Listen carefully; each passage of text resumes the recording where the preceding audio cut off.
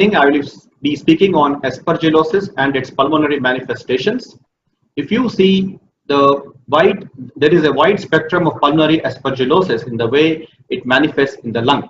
It can present as a aspergilloma, which can be a single or a simple pulmonary aspergilloma, or it can present as a chronic cavitary pulmonary aspergillosis, which if untreated can go to chronic fibrosing pulmonary aspergillosis, or it can manifest as Aspergillus Nodule, or in moderately immunosuppressed patient, it can be presenting as subacute invasive aspergillosis.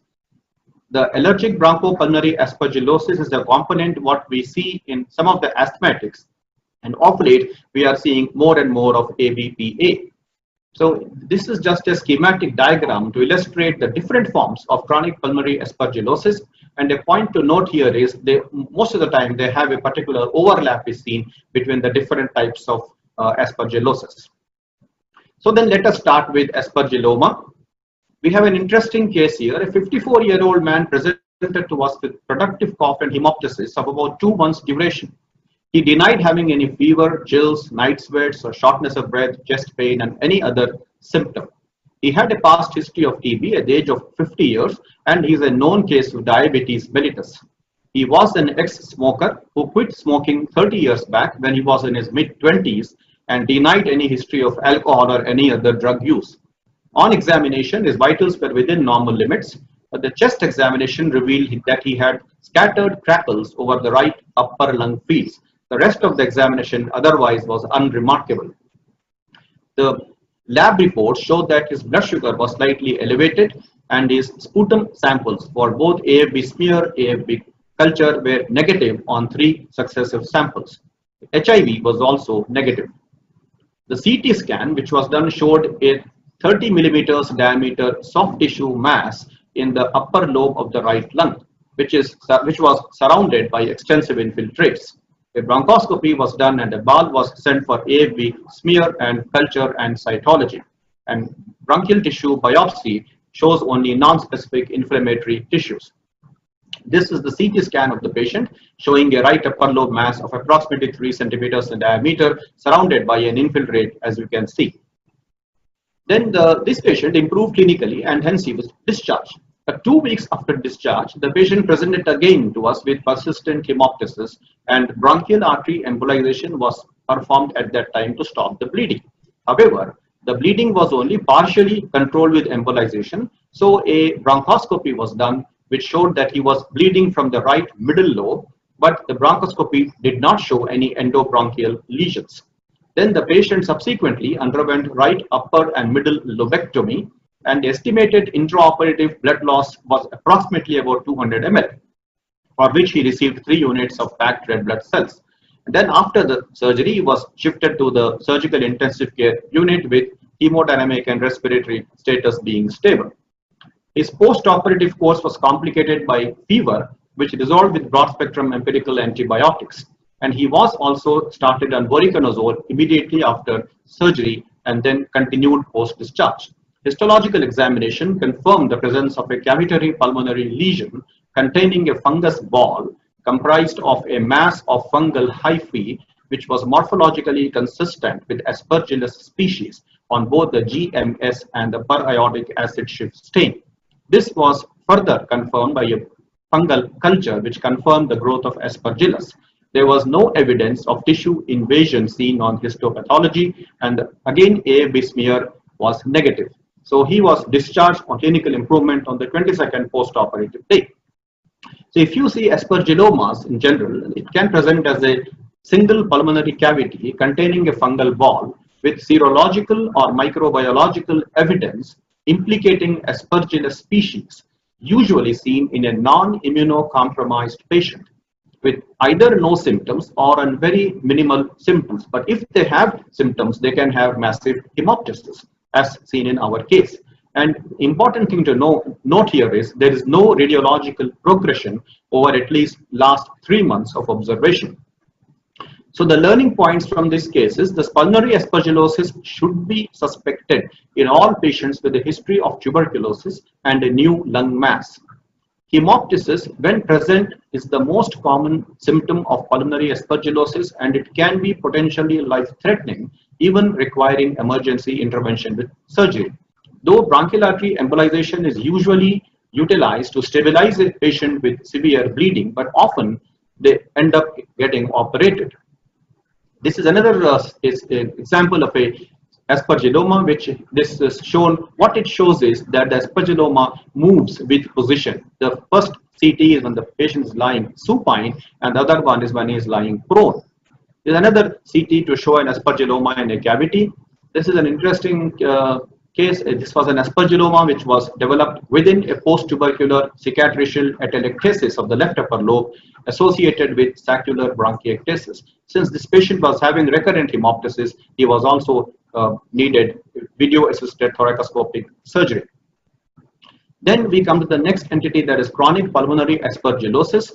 This again, we had an interesting case. A 45-year-old female presented to us with 4-month history of cough, shortness of breath, fever, loss of weight, hemoptysis, and malaise. She had taken anti-tubercular treatment twice, one 8 years back, and the last treatment she completed 2 months back before coming to us. Physical examination showed a BMI of 18 kg per meter square, and there was volume loss of the left upper lung fields with few crackles. This is the CT scan of the patient. So at this stage, what is this and how will we proceed? So we should always consider MDR TB and then send the sputum for the appropriate workup like AFB smear, AFB culture, and gene expert. We must also rule out non-tuberculous mycobacteria. And generally we do these things and then we observe and follow up. But here the lesson is we must always investigate for chronic pulmonary aspergillosis as well. So what is chronic pulmonary aspergillosis? It is a chronic infection of the lung tissue caused by Aspergillus species, usually Aspergillus fumigatus, that progressively destroys the lung tissue. Okay, and it is commonly seen in apparently immunocompetent individuals who have a previous underlying history of some either pulmonary tuberculosis or COPD, sarcoidosis, and any other chronic pulmonary condition. Usually it manifests with non-specific symptoms like low-grade temperature, cough, hemoptysis, malaise, or weight loss. This can be again of two types. It can be a chronic cavitary pulmonary aspergillosis, which is usually presents as one or more pulmonary cavities, which can have either a thin wall or thick wall, and possibly it may contain either one or more aspergillomas, or they may only contain irregular intraluminal material along the cavity wall. But there is always a serological or a microbiological evidence implicating Aspergillus species as the cause. And most of the time they have significant pulmonary or systemic symptoms.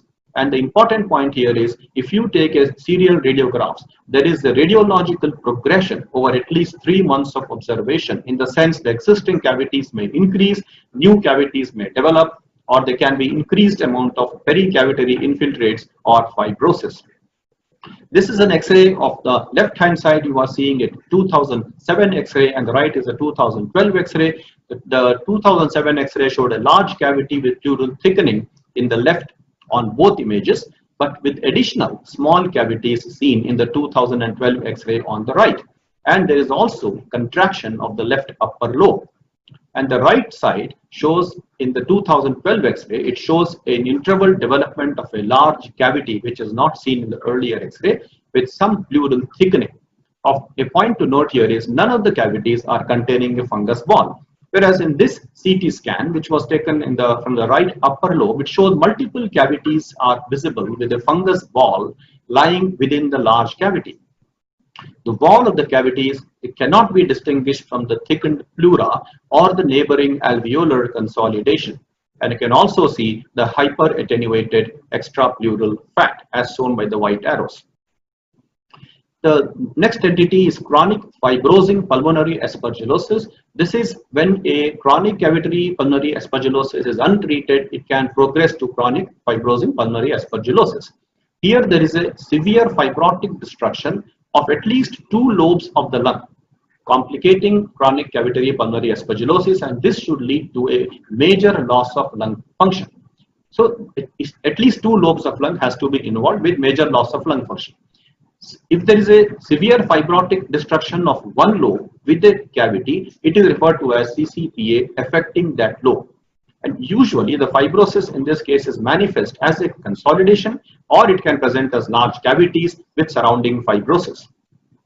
This is an interesting X-ray of the chronic pulmonary fibrosing aspergillosis, which is a complicated chronic cavitary pulmonary aspergillosis. This patient had old history of tuberculosis and mild COPD. If you see here, there is complete opacification of the left hemithorax, which developed over a span of 1.5 years between February 1998 and May 1999. So there is a complete destruction of the left lung. The next manifestation which we see in aspergillosis is Aspergillus nodule. These nodules can present either one or more nodules which may or may not cavitate, and they are usually an unusual form of chronic pulmonary aspergillosis, though of late we are seeing more of these in the clinical practice. Now these nodules can be mistaken for tuberculoma, carcinoma of the lung, some other fungal diseases like coccidioidomycosis, and many other diagnoses can be considered. But the definitive diagnosis is by histopathology. So the classical point here is tissue invasion is not demonstrated in Aspergillus nodule, although frequently they may have necrosis. This is a successful axial views of the lung window of the CT, which showed Aspergillus nodules of various sizes and borders, and also it shows a fungus ball filling a cavity with a wall of variable thickness. And this patient had pre-existing bronchiectasis and cicatricial atelectasis of the middle lobe. Then we come to the next entity of invasive pulmonary aspergillosis. We had an interesting case again. A 73-year-old woman was admitted with shortness of breath and malaise. A week prior to admission, she had history of fever with chills, wheezing, and productive cough. That time she received oral prednisolone and levofloxacin, but her symptoms worsened. Her past medical history included that of bronchial asthma with history of infrequent exacerbations on inhaled corticosteroids. So considering a diagnosis of acute exacerbation of asthma, IV methyl prednisolone was started along with bronchodilators, but on day 7, her oxygen saturation started to drop. On room air, it became 80%. So a perfusion scan was done, which was suggestive of pulmonary embolism, and therefore intravenous heparin was started. A repeat CT scan done on day 10 showed new bilateral nodular infiltrates with a ground loss opacity. And subsequently, the patient deteriorated and was intubated. This is the CT scan of the picture of HRCT of the chest, revealing the blue arrows show multiple foci of ground loss appearance GGOs, and the green arrows show bilateral pulmonary nodular infiltrates. So the lesson we have to learn from this case is, number one, even a short duration of steroid therapy may be a risk factor for invasive pulmonary aspergillosis in certain individuals. Number two, Aspergillus has a predilection for invading the vasculature, more so in the neutropenic patients. This can lead to thrombosis, tissue infarction, and necrosis, which is confused with pulmonary embolism. The point to be realized here is whenever there is a refractory test to therapy, with worsening clinical symptoms, worsening hypoxia, increasing pulmonary infiltrates, despite receiving aggressive antibiotic therapy, it should raise a suspicion of invasive pulmonary aspergillosis. And bronchoscopy, along with antigen detection with galactomannan and PCR testing, should be considered in such cases. Coming to the subacute invasive aspergillosis, this is usually seen in mildly immunocompromised patients, as was our case. And this occurs over a span of 1 to 3 months. It gradually progresses over 1 to 3 months. It has variable radiological features. It can have cavitation. It can present as nodules, pulmonary consolidation, with or without abscess formation. When a lung biopsy is done, it shows mostly presence of hyphae invading the lung tissue. And microbiological investigations confirm the presence of Aspergillus as a cause of the invasive aspergillosis. And most of the time, notably, there is a positive Aspergillus galactomannan antigen, either in the blood or in the respiratory fluids. This is an X-ray on the left side of a patient who had a hepatocellular carcinoma who was treated with sorafenib, which has some immunosuppressive features. The chest X-ray shows a large irregular right upper lobe cavitary lesion that developed with multiple symptoms over 6 weeks when he was under treatment. The computer tomography on the right side showed a dual cavity with moderately thick walls, and some of them having an external irregular edge, and otherwise the entire lung is normal. This CT again shows, these are typically shows a fungal, bilateral fungal balls, and they are almost filling the cavity. This patient is a smoker and he has a previous infection caused by Mycobacterium canceracea. He is a poorly nourished gentleman with cirrhosis of the liver. And this, if you see the fungal balls there, you're able to make out small air pockets within the fungus ball, especially on the left side, and within irregular walls of the cavity on the right side. These irregular walls represent the surface growth of the aspergillus occurring on the interior cavitary surface. The fungal balls appear to be hypoattenuated, and when compared to the enhanced thickened pleura.